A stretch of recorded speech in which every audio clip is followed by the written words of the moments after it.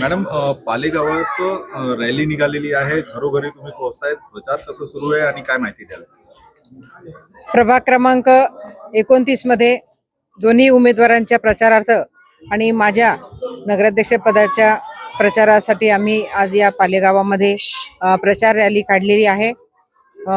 सगळे या गावातील आमचे पदाधिकारी असतील, आमच्या महिला असतील, घरोघरी आरत्या करतायत. चांगला प्रतिसाद या गावातून आम्हाला प्रचारामध्ये मिळत आहे. आणि 2 तारखेची निवडणूक 20 तारखेवर गेल्यानंतर देखील अंबरनाथच्या मतदारांमध्ये तोच उत्साह अजून आहे आणि असाच उत्साह 20 तारखेला देखील ते मतदानाच्या स्वरूपामध्ये आम्हाला दाखवून देतील. आज या गावामध्ये जवळजवळ आमची 2 फेऱ्या झाल्या, 2 सभा झाल्या आणि गावात आध्यात्मिक वारसा असलेलं गाव आहे आणि आपण बघता की संपूर्ण गाव हे भक्तिमय आहे. आणि अशा या भक्तिमय गावामध्ये आम्ही गेली जवळजवळ 30 ते 35 वर्ष हे अध्यात्माचं कार्य करीत आहोत. आम्हालाही वाटतं की जशी इतर गावांमध्ये आम्ही जेव्हा फिरतो तेव्हा त्या ठिकाणच्या ज्या काही सुविधा आहेत त्या माझ्या गावाला मिळाल्या पाहिजेत. आता अंबरनाथ शहर दिवसेंदिवस बदलत चाललं आहे. आपण बघताय की अंबरनाथचं नाव जे ते आता टेम्पल सिटी म्हणून पडलेलं आहे. तर आपण बघताय की आम्हाला प्रतिष्ठाही आहे, मान आहे, सन्मान आहे, परंतु तरी देखील मात्र या क्षेत्रामध्ये येण्याचं कारण की एक पालेगावाचं नाव या ठाणे जिल्ह्यामध्ये एक लोकांनी एक वेगळ्या दृष्टीने म्हणजे चांगल्या दृष्टीने या गावाकडे बघावं. गावामध्ये ज्येष्ठ नागरिकांसाठी काही कट्टे असावे. आज आपण बघताय की काही ठिकाणी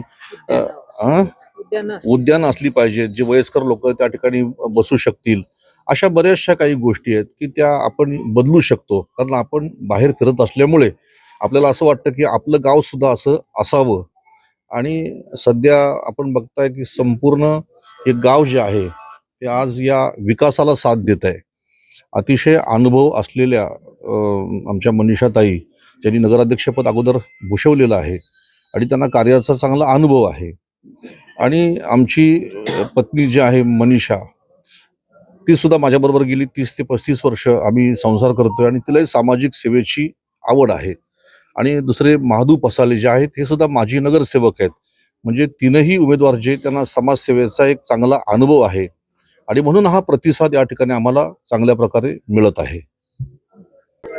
हा गट म्हणजे 1995 पासून इथे शिवसेनेचा गट असल्यामुळे आणि मनीषा अरविंद वालेकर हे नगरचा अध्यक्ष असल्यामुळे हा गट शिवसेनेचा राखला आणि त्याच्या नगराध्यक्ष असल्यामुळे आणि काही नगरसेवक शिवसेनेचा असल्यामुळे गावचा विकास करण्यात आला. त्याच्यामुळं चांगल्या प्रकारे विकास झाला आणि मी नगरसेवक असल्यामुळे त्या गावाचा गट आणि हा पूर्ण चिखलोली पट्टापासून तर ह्या पाल्यापर्यंत आम्ही सगळीकडे प्रचार करतो.